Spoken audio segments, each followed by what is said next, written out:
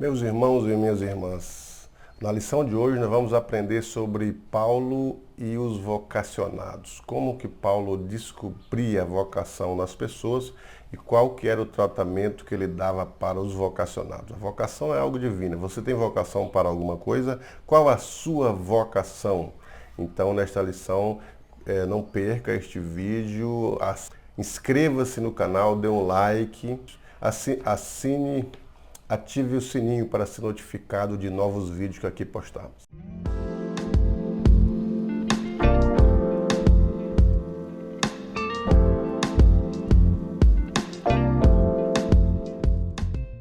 A lição de hoje é a lição de número 9, datada do dia 28 de novembro de 2021.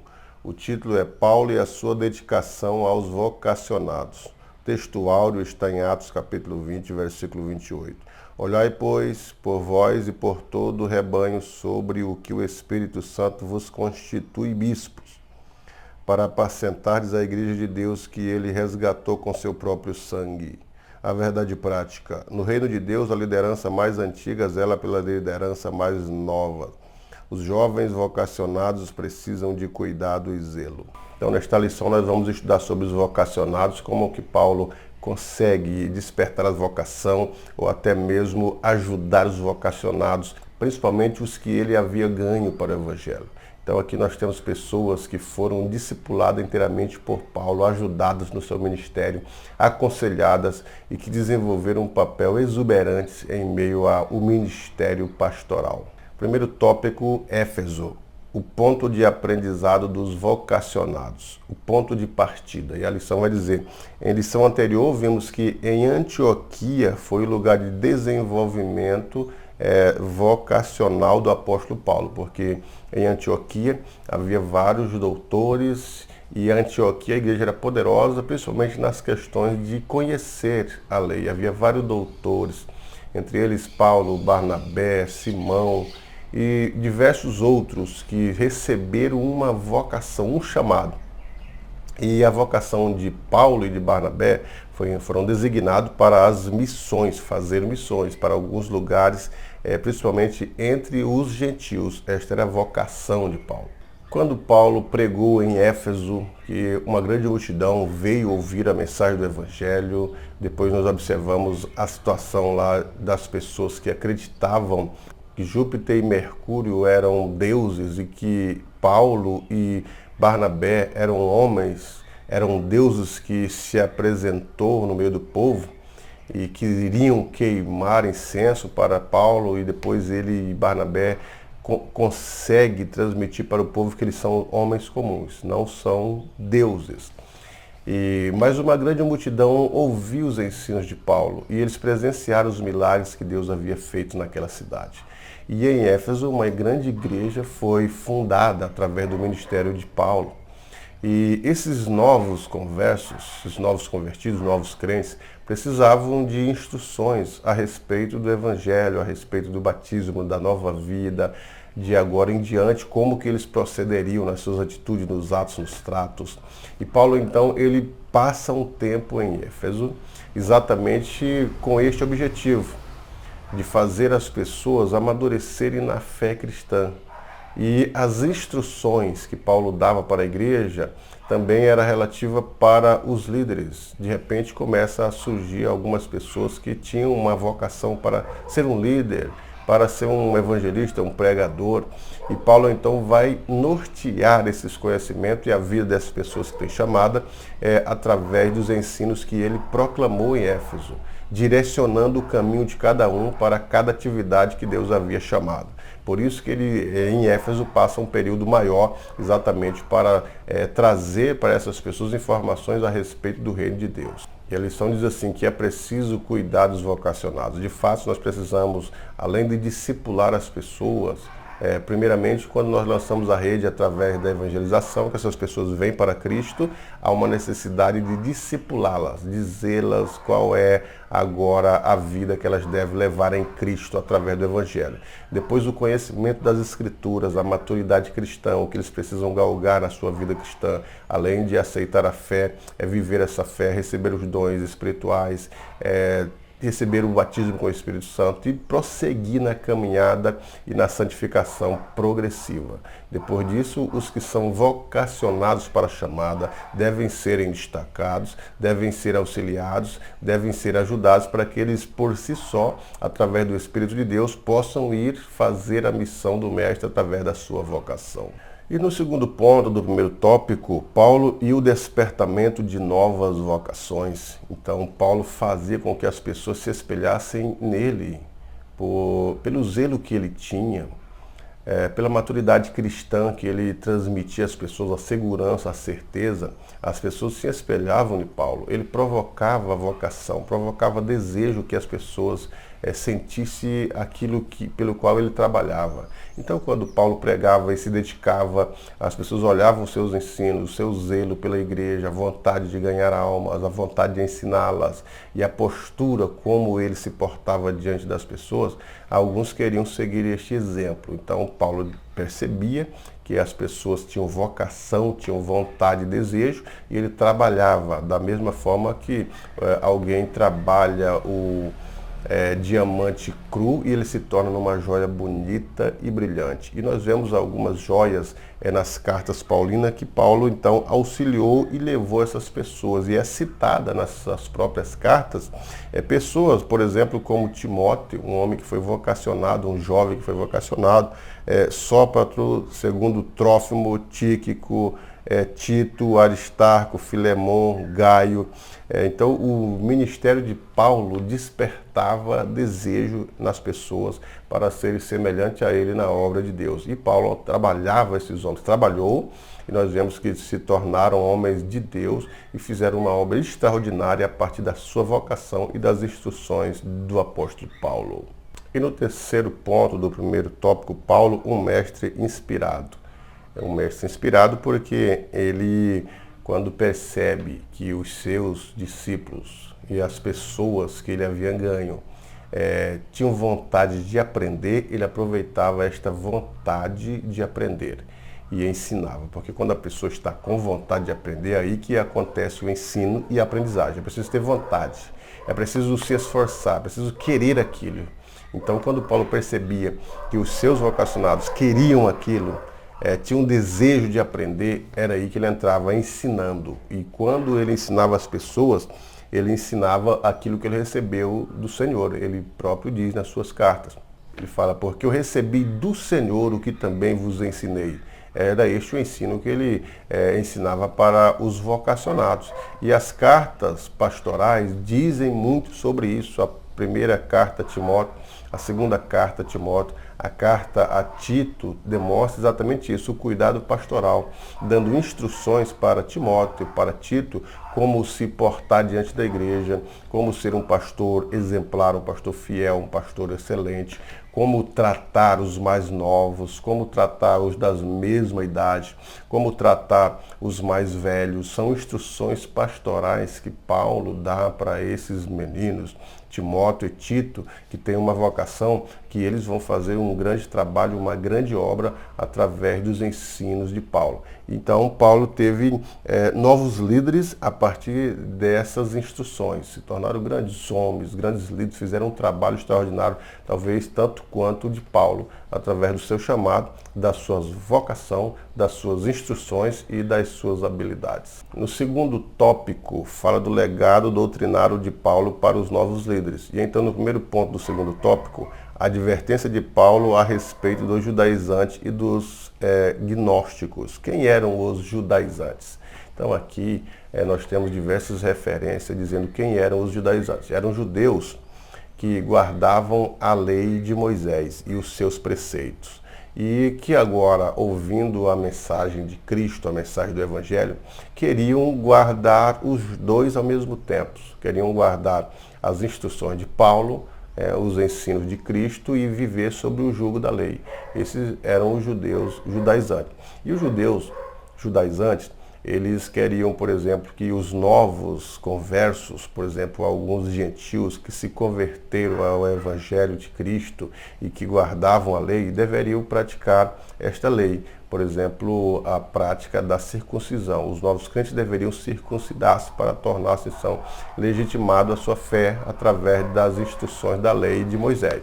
E a guarda do sábado, não comer umas certas comidas e umas certas coisas que eram chamados de preceitos do que deve e do que não se deve fazer. Então eles queriam submeter esses novos cristãos a essas práticas judaizantes. E Paulo, então, através dos seus ensinos, principalmente ao livro de Gálatas, vai dizer o propósito da lei, porque esses judeus, eles não entendiam o propósito da lei. É que o fim da lei é Cristo, para a justiça de todo aquele que crê, e agora as pessoas são salvas pela fé e já não devem submeter ao jugo da lei. Paulo escreve uma carta para os Gálatas falando exatamente qual o objetivo da lei, qual que é o propósito da lei. Por que Deus enviou a lei para Israel? E até onde eles cumpriram a lei, e o que significava esta lei. E agora ele faz um paralelo com a graça, dizendo qual que é a diferença da lei para a graça. Quem está debaixo da graça pode estar submetido ao jugo da lei, e depois ele vai então dar esse norte para os judeus e para os cristãos, dizendo que não há uma necessidade de quem é novo crente na fé no Senhor Jesus Cristo, não deve submeter ao jugo da lei, aos preceitos da lei, mas sim viver livre. Então ele faz uma diferença entre a vivência da graça com a liberdade cristã e as obras da lei dentro dos preceitos estabelecidos por Moisés. E através de Paulo que nós temos as explicações mais brilhantes sobre a liberdade com que fomos libertos, a liberdade em Cristo, liberdade do jugo da servidão, liberdade sobre o pecado, e agora temos a graça de Deus. Paulo dá instruções dizendo o que é a graça. Tanto para Timóteo quanto para Tito, ele fala que a graça se há manifestado, trazendo salvação.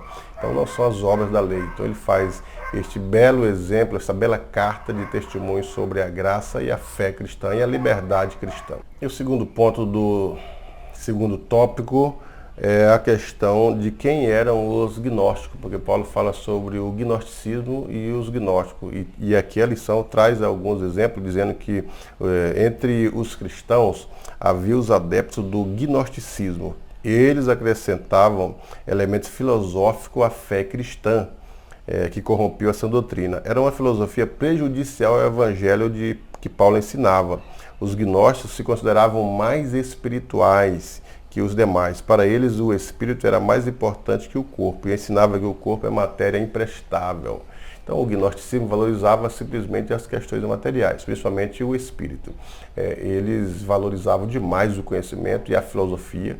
Acreditavam também que através dos conhecimentos filosóficos, conhecimentos científicos, os conhecimentos da lei, eles poderiam alcançar a salvação mais breve do que os demais que não tinham conhecimento. Então, o conhecimento era imprescindível para a salvação, era um dos elementos para a salvação. E com isso valorizava o que era interior, o homem interior, o espírito e a alma do homem.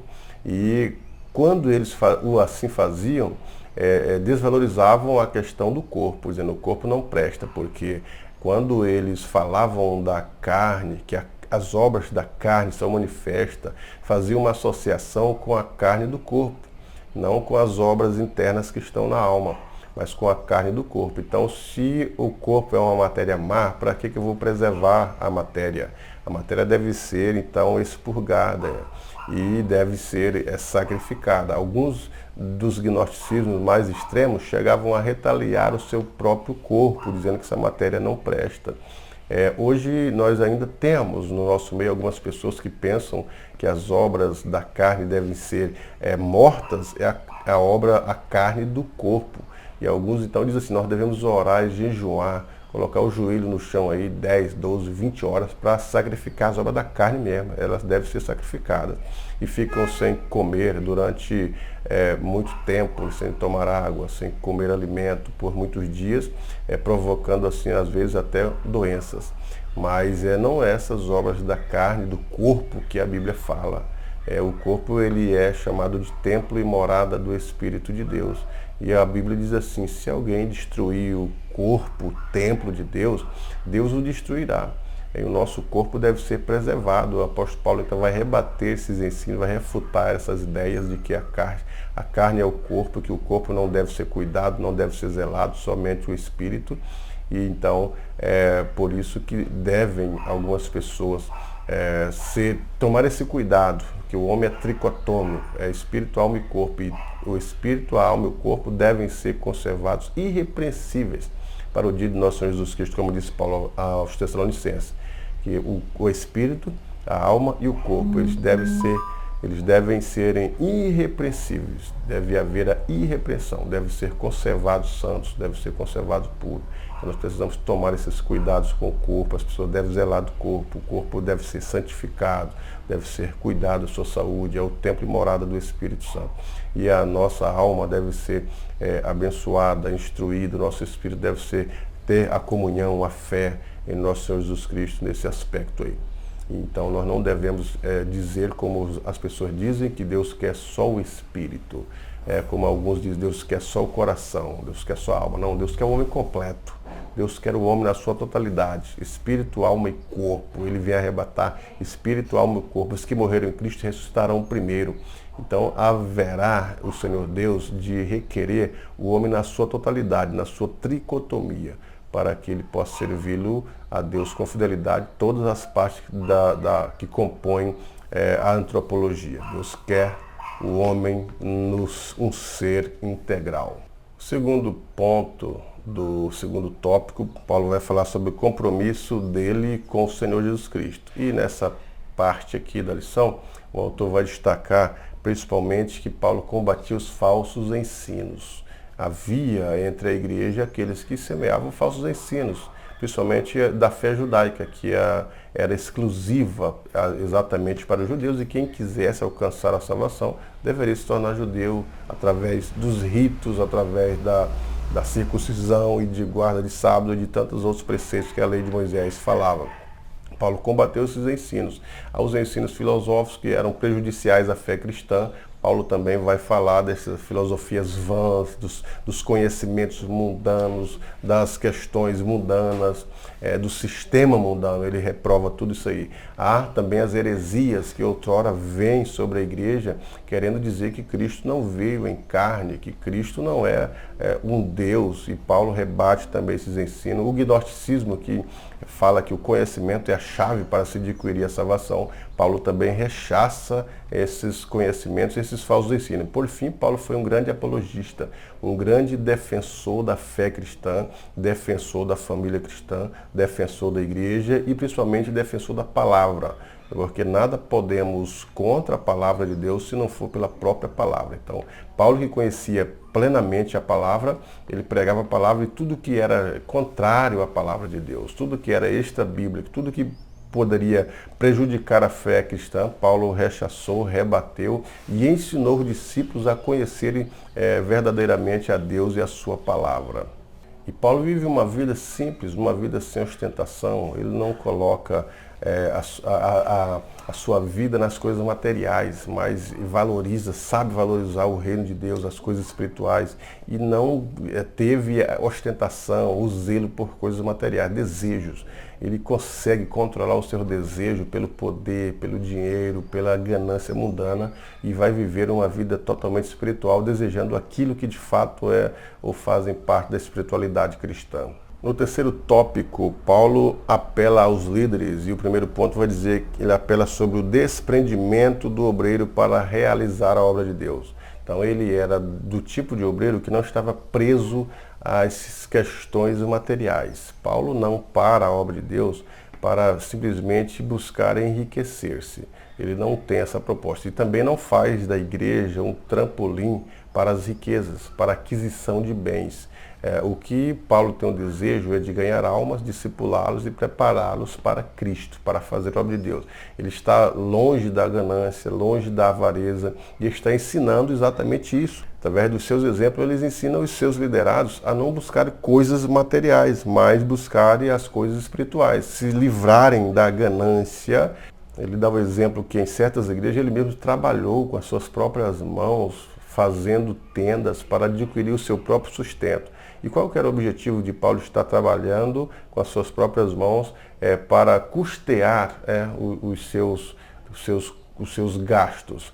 É porque ele não queria ser pesado à igreja, não queria que a igreja o bancasse, tirassem ofertas, que fosse pesado os irmãos que trabalhavam também, para Paulo viver uma vida regalada. Então, de fato, nós sabemos que o obreiro é digno do seu salário, é digno da sua sustentação. A igreja pode sim fazer um sustento, um salário para o obreiro, mas ele não deve crescer o olho gananciosamente, querendo enriquecer-se.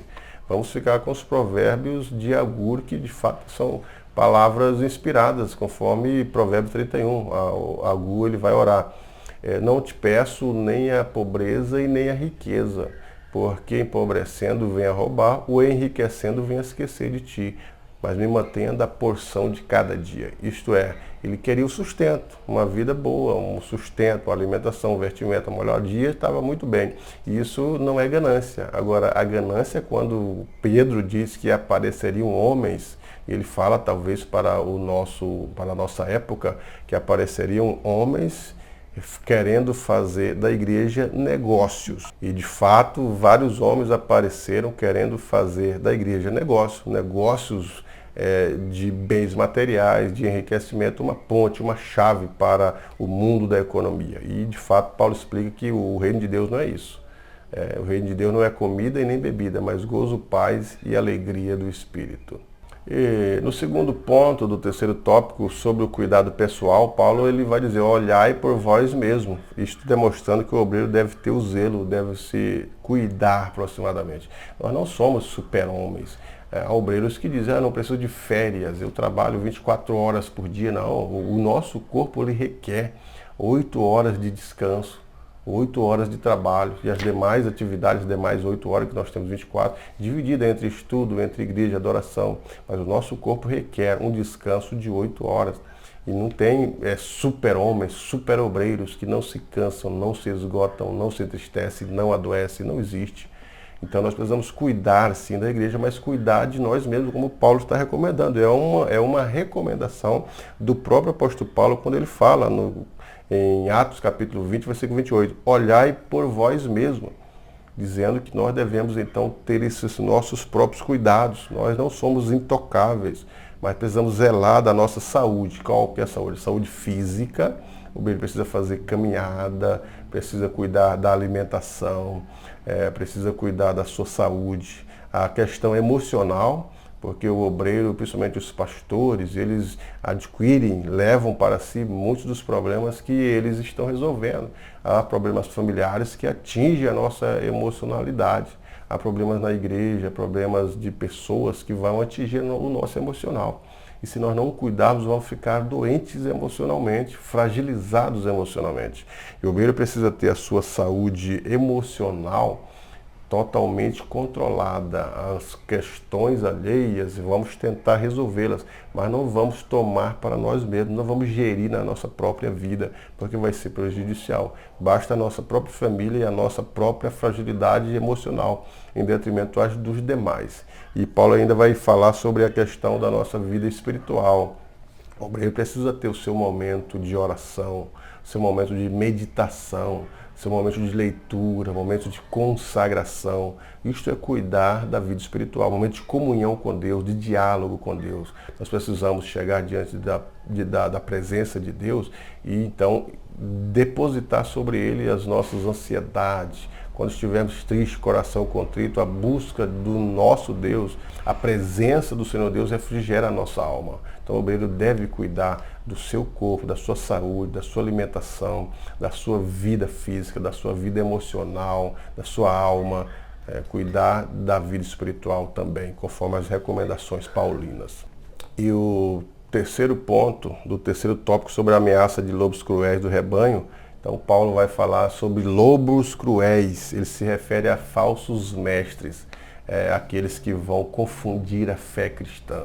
E os falsos mestres é aqueles que vão deturpar a doutrina. A gente está ensinando a palavra, está ensinando a igreja e alguém lança uma semente que vai trazer dúvidas. As pessoas já não creem da forma que é a palavra de Deus. Alguns ficam fragilizados emocionalmente, alguns ficam desacreditados da fé cristã, outros sentem desejo de abandonar a fé cristã.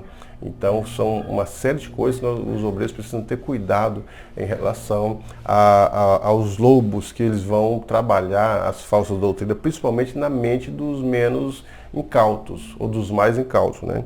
Das pessoas que são fragilizadas ou que não têm um conhecimento da forma que nós temos.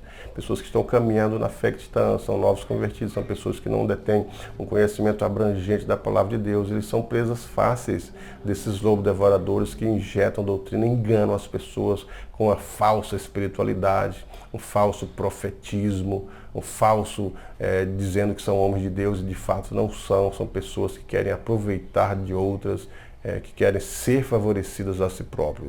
Os obreiros devem estar de olho nesse tipo de pessoas, nesse tipo de obreiro, porque de fato eles precisam ter esse cuidado com o seu rebanho e proteger as suas ovelhas. As ovelhas são protegidas pelo Senhor, mas pelo pastor, que está conhecendo cada uma, conhece cada uma conforme elas são, do que precisam, as necessidades que elas detêm. E nós vamos avançar por esse lado, visitando as ovelhas, sabendo as suas prioridades, as suas necessidades, as suas carências, e através da palavra de Deus, do Espírito Santo de Deus, ajudar essas ovelhas a firmarem seus pés na rocha e a se alimentarem de um alimento saudável para a sua vida espiritual. Então nós, obreiros, precisamos despertar a fidelidade de guardiãos do rebanho do Senhor, o cuidado com esse rebanho, a fidelidade com a sua palavra para conduzir com perfeição a obra de Deus. Os exemplos bíblicos são parecidos quando falam ovelhas, rebanho, pastor. Os pastores de ovelhas, eles às vezes, ou sempre, ou constantemente estavam protegendo as ovelhas dos ataques de lobos, de ursos, de leões, e eles então mantinham elas em um aprisco seguro, conduziam elas para águas tranquilas, para o pasto e para a sua vida, então, ser uma vida abençoada, ser uma vida protegida por ele, uma vida de alimento, de cuidado, para ter a lã perfeita. Então, da mesma forma, a igreja, os pastores são que, através da palavra, vai ensinar as ovelhas a comer um pasto bom, que é a Bíblia, a se alimentarem da graça de Deus, a ter uma vida saciada, uma vida espiritual saciada através da presença de Deus. E a condução do rebanho do Senhor os pastores que conduzem, são os guias das ovelhas do Senhor Jesus Cristo. E concluindo a nossa aula de hoje, nós observamos que a vida do apóstolo Paulo é uma vida importante, são exemplos importantes, porque além de ele desprezar todas as coisas desprezíveis desse mundo, que aparentemente pode ser riquezas desse mundo, ele coloca o seu coração no reino de Deus. E também ele se aplica a conhecer o Senhor e conhecer a sua palavra e as doutrinas da palavra do Senhor. E esse aprendizado que ele teve, ele recebeu do Senhor, ele transmite para os seus, e as pessoas desejam ter esse exemplo de vida. Portanto, professor e professora, que nesta aula você possa ter uma aula abençoada, possa conduzir os seus alunos para uma vocação como Paulo. Ele tinha essas condições de perceber quem eram os vocacionados, de instruir esses vocacionados e fazer deles grandes homens na obra do Senhor. Que possamos também, os professores, despertar na nossa classe, para os nossos alunos, o desejo de aprender da palavra, de viver essa palavra, descobrir sua vocação e, através do descobrimento da vocação, executar na obra do Senhor uma tarefa, uma atividade que venha louvar o nome do Senhor. Portanto, professor e professora, que neste dia você tenha uma boa aula. Deus em Cristo te abençoe.